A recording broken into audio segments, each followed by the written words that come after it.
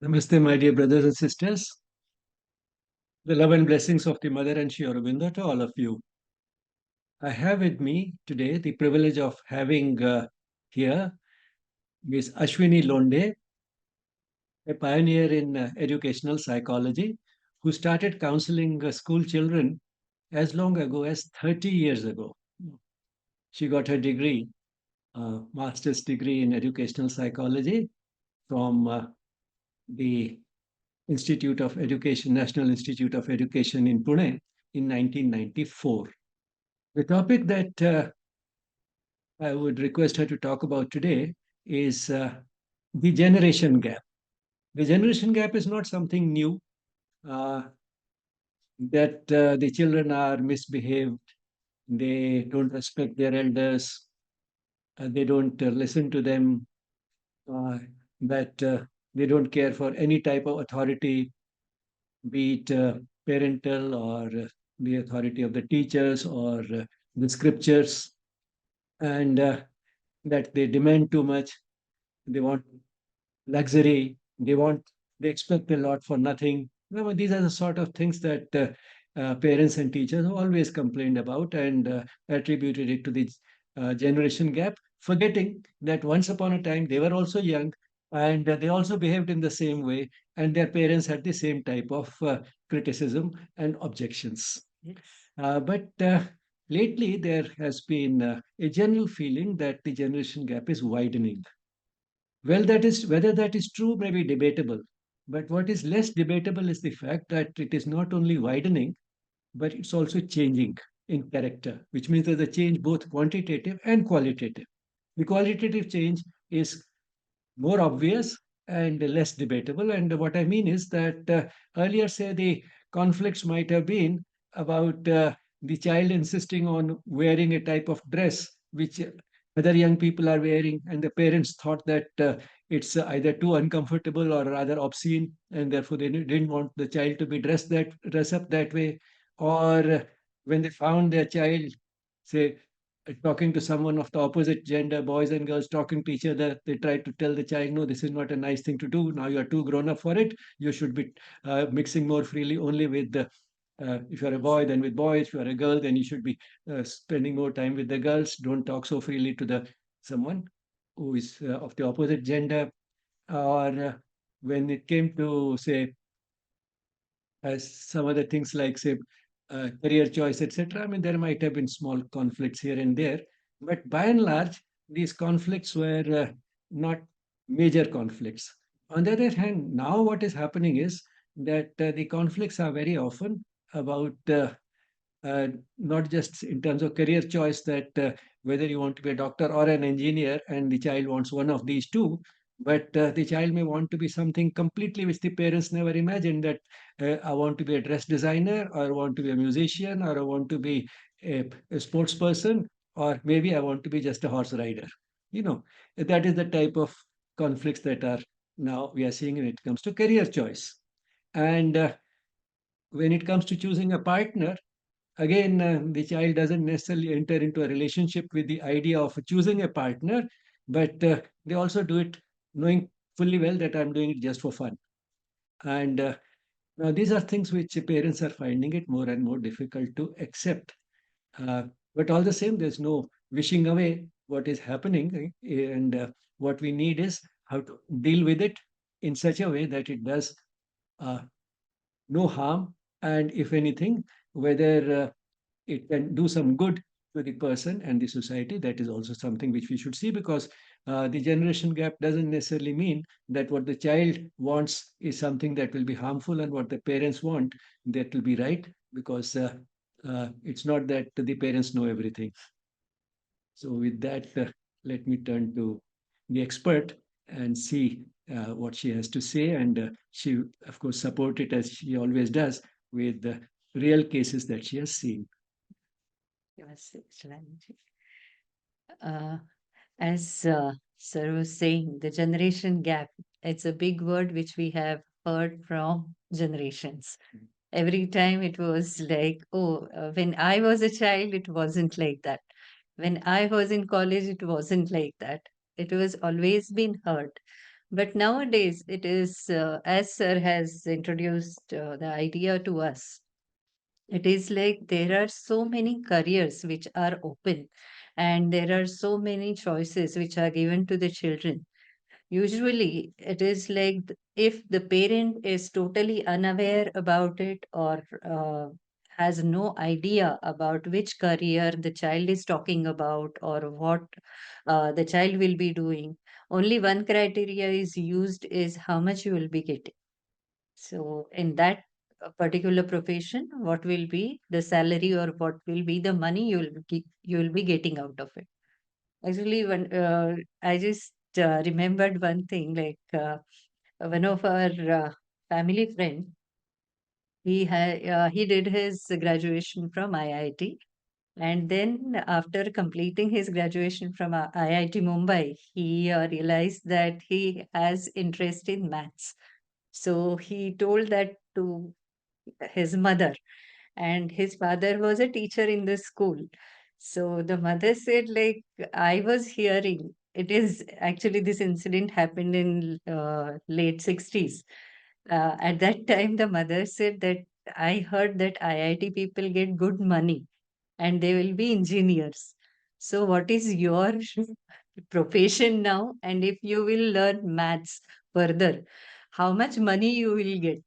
Because she said the father, being a teacher in some government school, definitely they had hard days, and now they were looking at the child. Now that was in 60s or late 60s what has happened. But now it's like there are many more professions which are open, and they are conflicting with the idea of the parents. So there is a very deep conflicts which we have seen, where actually the child has thought, like, I'll just leave this family, I'll go because they are stopping me from doing it. I'll earn because there are small jobs which are available nowadays. So the child can be independent completely. But there is something which has to be anchored, or where the child should feel that connect when he'll have some hard days or challenges in the life which the child is not aware about. And the parents, most of the times, because of their ego, because of their thinking like we know more than you, the conflict and the gap widens.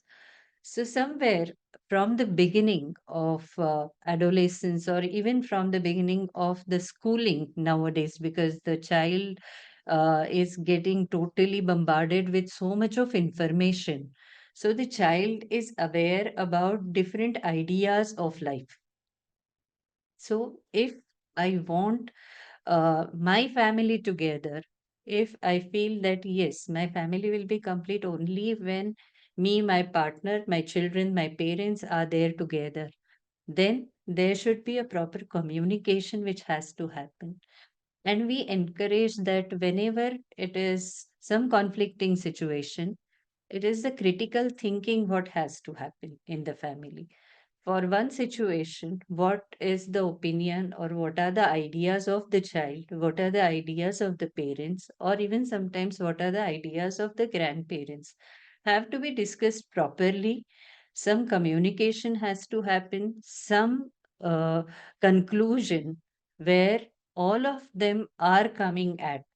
Maybe it won't be permanent, it will be temporary, but something has to be drawn where all of them feel that they are part of this particular decision. It is not been forced on me. And actually, it so happened like when uh, my son completed his 12th and we went for that convocation, we heard almost 50 children were there for the convocation, and they were supposed to come on the stage and they were supposed to say that what profession or what career they will be choosing now. And almost 30 of them, they chose some different profession, some different career, which was not the thing what was followed traditionally. There were only four students from the batch of 50 who wanted to be doctor or engineer. Rest of them, they were thinking about some liberal art, biology and economics as a combination, or geography and maths as a combination. And they have actually found out the information about that particular course in some university where the scholarship also will be given. So the children are also well informed nowadays. Only thing, as a parent, we need to make it sure that what all the information my child has got is really authentic and he is not getting into some uh, uh, uh, somebody is not fooling the child or he is not been deceived by all this information. And somewhere, yes, there should be some guarantee from the child's side that yes, I will continue with this and I will go for it. And if this doesn't work, I'll not leave it in between, because there are efforts, there are so many things which are involved in that particular decision. So the child also has to give the guarantee that yes, I'll go for it. And many students nowadays, we are seeing that they are successful. And if the parents are following this discussion, or they are having some like different ideas, authentication done about the information, everything falls in place. And there are certain other things what nowadays we are seeing that uh, many children after their graduation, they are going for some spiritual path. It's like many engineers who are coming out of IITs, we have seen they are joining ISKCON, or they are joining some other spiritual path like Vipassana, or even the other things which are Chinmaya mission, which are taking them to certain goal for their life. What they feel that in that particular profession they won't achieve it, and it is very difficult for the parents to agree on that and go for it.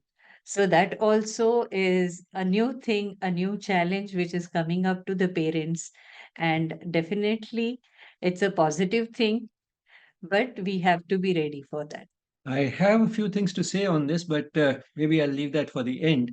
Now, let's turn to the other major conflict, and that's about relationships, Yes. that where the parents don't see eye to eye with the child so often. Yes, there are some things which are really uh, uh, they are really very sharp in the society, that when the child says something, the parent is totally on the negate, on the other side, and seeing that particular decision taken by the child is negative. It's like it happens even from the time the child goes to the school. It is like the homework which is given, and if the child wants to go with the gadget, or if he wants to draw some information from the net, it is conflicting situation, because usually the parents say that go for the book, go get something from the library, read it and write it, whereas the child is going for some internet information, some website where he will be getting it. So actually the point of conflict starts from how we get the information and how we make use of it. So there are different opportunities which are available now. It is all the time saying that I wasn't doing that when I was a child doesn't work now. So it actually starts making the gap between these two generations. And when they come to the point where the child takes some important decisions of his life, they have a very far distance between these two generations, because every time it has been said that no, I wasn't doing that, and you are taking totally different idea about this, and whatever you will be doing will be ending in something negative or something bad. So we are, when we are saying that, the parents don't realize that I am actually hurting the confidence and hurting that particular identity of my child, and the result of that is like the child revolts, and he goes totally against the parents, saying that whatever I am doing, every time I am being criticized or every time it is seen as something negative. So better I don't convey anything, I'll go my way. And that's how actually we have seen many families are breaking apart, and it is happening quite commonly in urban areas where the parents think that yes, whatever I know is ultimate, because I am also getting exposed to almost the similar information, and the child is also getting almost the same information, but they are not understanding the quantity of information what the child is getting and how he is drawing his conclusions based on that. So there also somewhere the dialogue has to happen and the communication has to go properly, and understanding that yes, the gap is there and I have to bridge it. And someone from both the sides, someone has to take that role. And being an elderly person or being an experienced person, I think it if the parent take that role, take a step back, nothing harms. Actually, it will help them bridging that particular gap. So we have mainly counseled the parents in that situation that try to understand the child's point of view, because he has different dimensions for the information what he has got, and he has got all the exposure from the media and from different ways which are available today, which we were not having, or even if we are having it, we are not the masters to use it. So there is something we need to learn even from the next generation. I think you brought out some very important points uh, because we may be exposed to the same type of knowledge, but then we have to understand that we got exposed to it rather late in life and are just entering a new type of a world altogether, which is not in keeping with our experiences. And therefore, it's taking us time, in fact, to adapt to it and to make good use of it, full use of it. Whereas the children have been exposed to it much earlier and are therefore more accustomed to it, are able to use it better, can see all its possibilities, which we can't. So, uh, why not let the children have that satisfaction that there is something that they can do better than us, and there's something that we can learn from them. And it's not that we are always right just because we have lived longer in this world, because we have lived longer in this world, but not in the way the world is today. That's where they have lived not only, not maybe longer, but at least they have lived more meaningfully and with a more open mind, with a capacity to grasp more from this new world. Uh, Now, this entire topic, in fact, I mean, there are two main things that we have touched, and that is career, and the other is relationships. Uh, Life, is by and large erratic and unpredictable.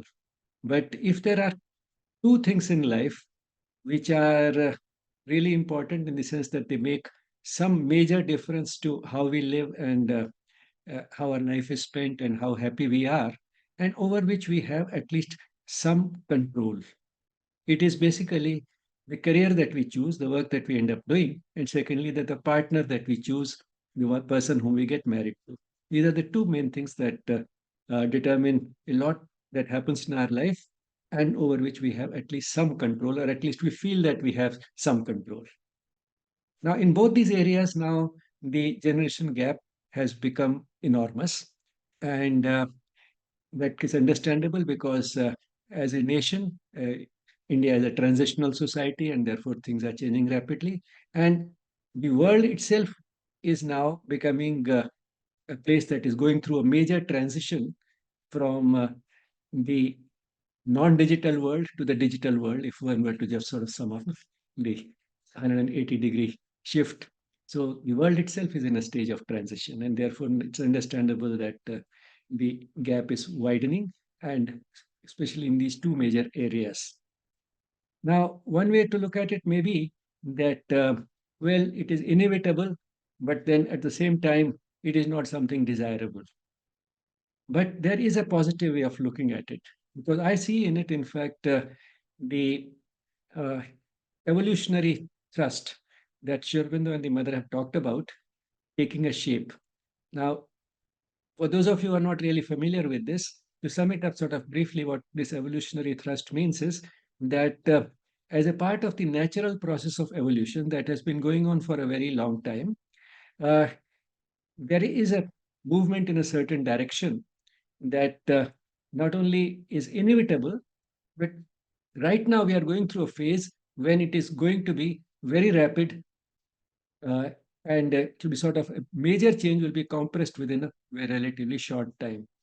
And this evolution will be not in terms of our appearance, it's the way, to put it roughly, say monkeys and chimpanzees changed into man. It is not going to be that sort of a change, but it's more going to be a change within. It's an evolution of consciousness, because that is where the future evolution is going to be about. And what it would mean is not something really negative, but something which we can all look forward to, in fact. What is going to happen is that because of the widening, deepening, and heightening, rising of the consciousness, the human nature itself will change. Instead of being ego driven the way it has been for thousands of years, the human personality will be more love driven, which means that instead of uh, seeing ourselves as distinct individuals and giving greatest sort of importance in our life to our own needs and aspirations and our own opinions, we'll start developing a sense of love and intimacy with others, start seeing the others as not entirely separate and different from us. We'll realize much more than we ever have done the value of interdependence in life. And the result would be that the world would become a much better place to live in. Now, let's examine these two issues from this angle. When it comes to career choice, instead of looking just at money, the power and prestige and the name and the fame that the career will bring, how much stability it will bring to life, these have been the conventional criteria of looking at the choice of a career. The children these days are firstly looking at what is it that I really enjoy doing, what is it that will align best with my own passions in life, and can I convert that into a career? And they find that the world has changed enough for any type of passion or deep interest to be converted into a career, the types of careers that the older generation could not even imagine. So, how is this? How does this sort of uh, align with the evolutionary thrust? You see, if we look at the the teachings of the Gita, you find that what we should be doing, it should be aligned to our, should be in keeping with, should be in tune with our Swabhava and Swadharma. Now, that is essentially what the child is doing, what is innate to the child, that the child is taking into view. And also, to some extent, the Swadharma depends upon the circumstances. He's taking into account the circumstances of the world today and trying to put the career together. Going one step further, a lot of these young people are not only looking for a career that they will enjoy, that will make them do something in which they can excel, but they're also seeing whether this career will give me something that I'll enjoy doing, or will it also help me look a little beyond my own little self? Will it be able to do something for others? Will I be able to help somebody by doing it? Now, this is also something. And why they're doing it? Because they feel that that is what will add value to my life, meaning to my life, purpose to my life. Put it whatever way. But this is the sort of language that more and more young people are speaking today. And therefore, whether it is from the point of view of what they'll enjoy doing and excel in, or whether it is from the point of view of doing something for others out of a sense of love and intimacy, uh, is in either way, it is good. And even if they're not looking at to start with how they can help in somebody, they're just doing it because they will enjoy doing it and excel in it. At least they are giving to the society someone who, whatever he does, he'll do it out of genuine interest. Because if the person enjoys it, he'll excel in it, he'll do a good job of it. That itself is something which is helpful for the society. But then this is something which he may not do throughout his life. And the mother has talked about what she calls a temporary occupation and a final inner calling. And the temporary occupation could be something different. But then if the person does it properly in the spirit of karma yoga, that is not being too egoistic about he being the doer, and also not being attached to the fruit of the work. If he does it in that spirit, brings a sort of, in other words, a certain amount of uh, refinement of the motive with which the person is doing that work, then sooner or later, this person is likely to discover his inner calling, and then he can always make a shift.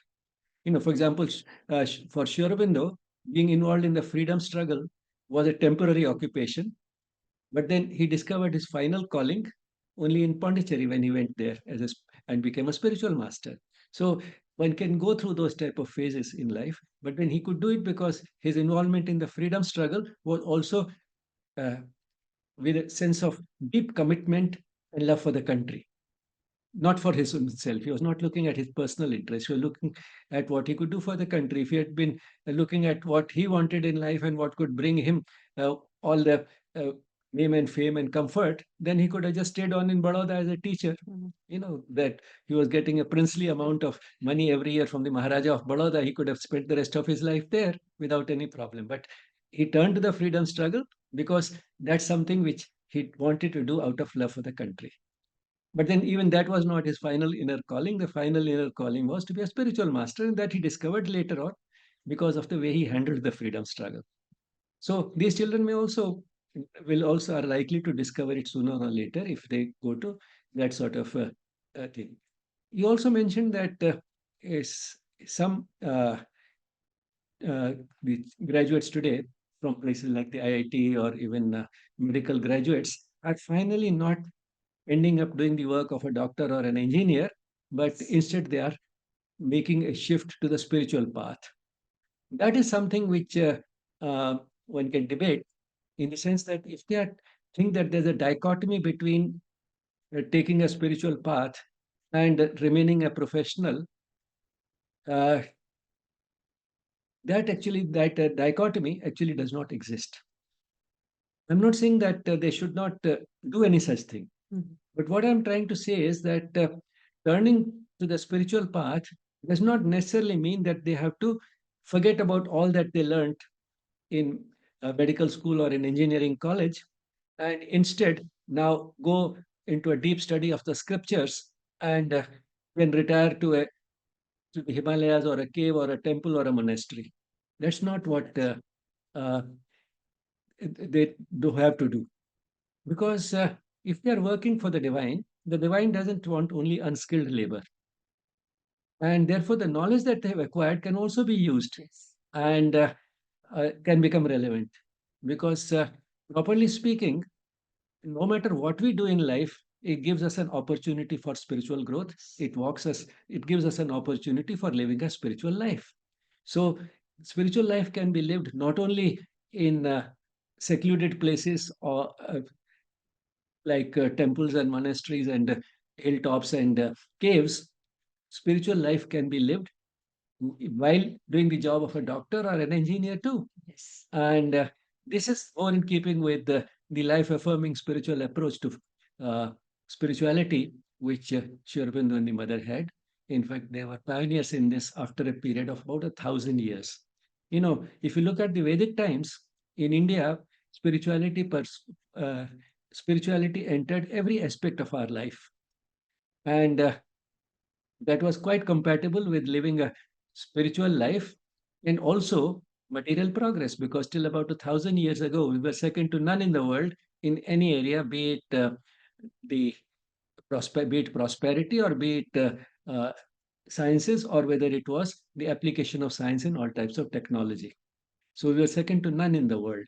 And this was in spite of the fact that spirituality entered every aspect of our life. And this is something which could happen today also.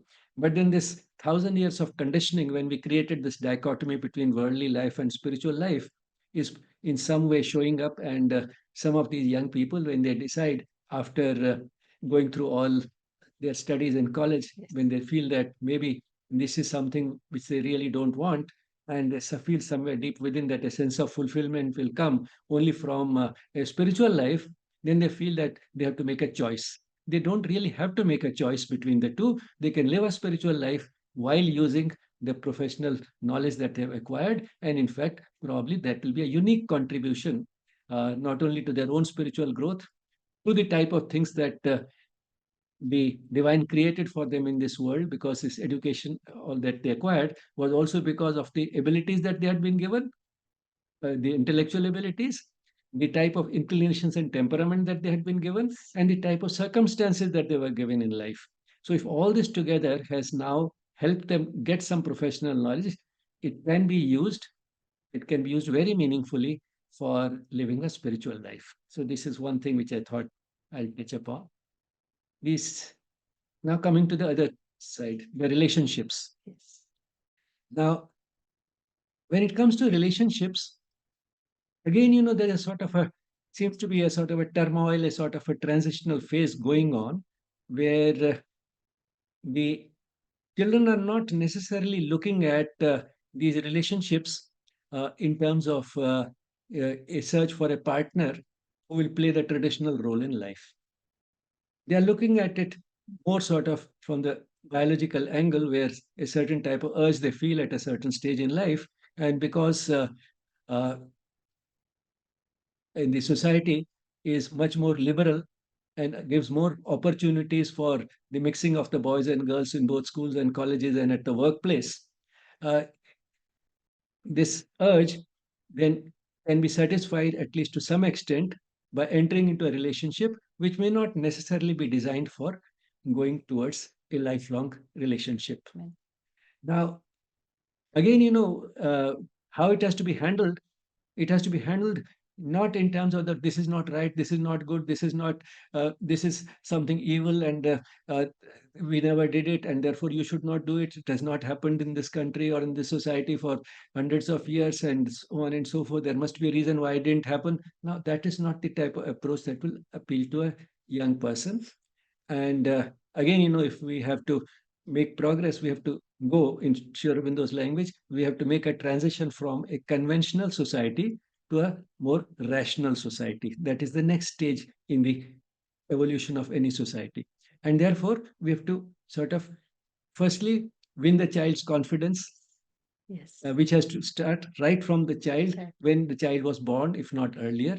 From that onwards, that sense of trust and communication has to be established with the child. And therefore, that communication should be open. Secondly, we have to further strengthen this idea in the child that these parents, these teachers, they wish me well, they want me to be happy. They Yes. should not feel that uh, they want me to deny me something which is making me so happy.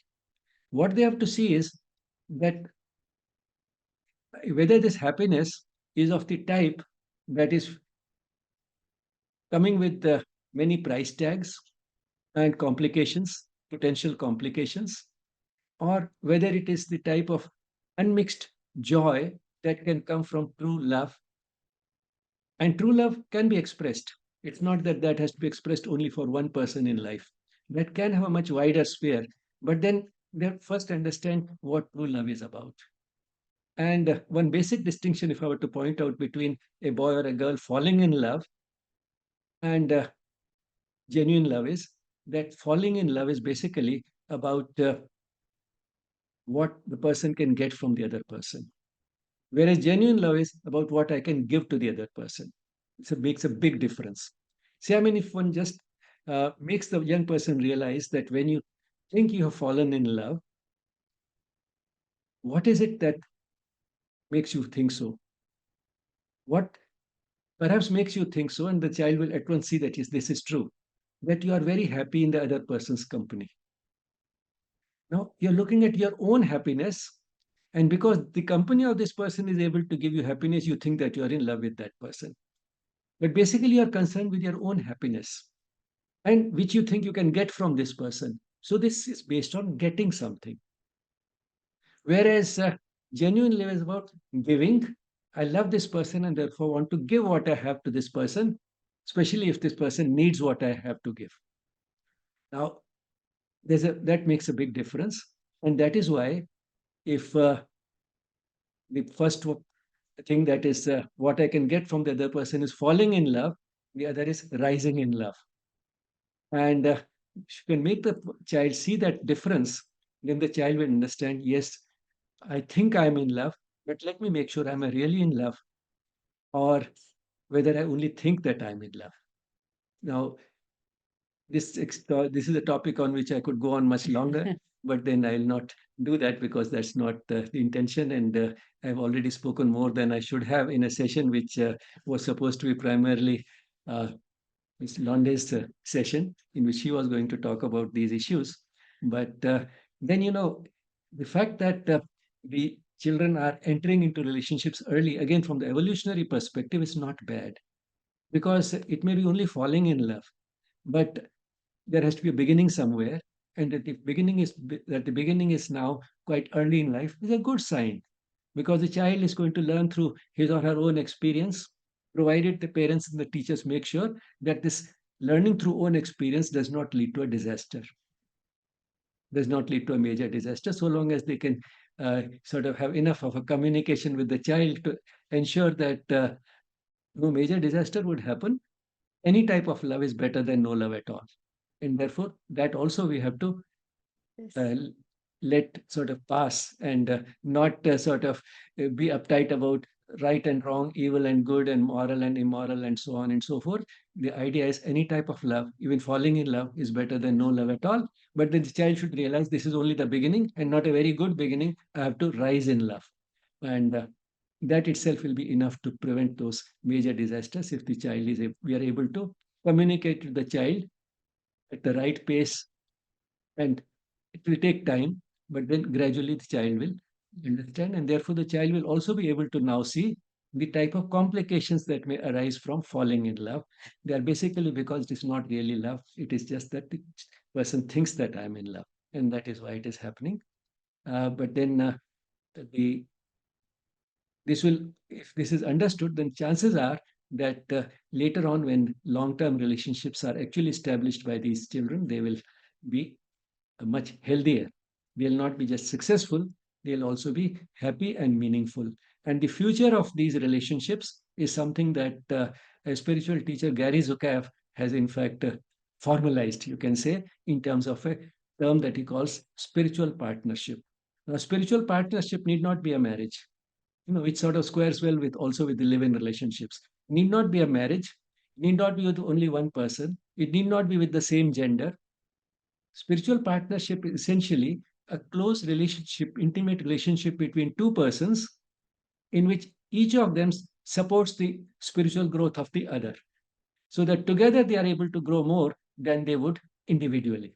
So that is what he calls a spiritual partnership. That is the type of relationship of the future, because his way of looking at the future of the world is very similar to Sri Aurobindo's and the mother's, the evolutionary perspective. And the fact that he has done it much later than Sri Aurobindo and the mother, and has done it without reading Sri Aurobindo and the mother, makes it very significant. Which means that something which Sri Aurobindo and the mother could visualize more than 100 years ago, many more, like Gary Zukav, are now able to see it, because somehow in the atmosphere they are able to perceive it. And that's why they are talking in that type of a language. So, with that, I think I'll stop here and again leave, since I've spoken so much, leave Ashwini ji to say the last word. And thank you. Yeah. Please. So Yeah. please go ahead. I mean, Yeah, actually, it was so nice to listen to a different spiritual aspect to this generation gap. Usually, it is being seen mostly in negative manner, but uh, Bijlani ji has actually enlightened us with so much of positivity and so much we can look forward to about this generation gap. And definitely, there is some positive ending to everything, so we'll look up to that. And definitely, I think what Sri Aurobindo and Mother has taught, now we will start realizing it. As you have said, now many more have started looking forward and they are experiencing this positive love. So, yes, maybe we'll be fortunate to experience that now. So thank you for giving me this opportunity to talk. So I'd like to again close on that optimistic note that the shift is from basically from ego to love, and whether it is choosing a career which looks beyond one's own little self and looks at what I can do for others, how I can help others while pursuing a career. It's not just about making a living, but also making life full of meaning so that I can do something for others. That is out of love for others. So once again, a shift is towards love, not just what I'll get from the career, but what I can give. Yes. So that's about love. And again, when it comes to relationships, starting with at least some form of love instead of just looking for a relationship in which we'll play our role so that the world continues to run. Now, that instead of that sort of an approach to look for love in a relationship is also a healthy sign. Once again, moving from ego to love, moving from just a contract between a man and a woman so that the world keeps running, they play their traditional roles and bring forth the next generation. Looking beyond that is also, and doing it for the sake of genuine love in life, is also going to from ego to love. So we can look at both these major sources of conflict between generations today as an expression of love struggling to emerge forth, Yeah. emerge more, to manifest more in this world. Thank you. Thank you.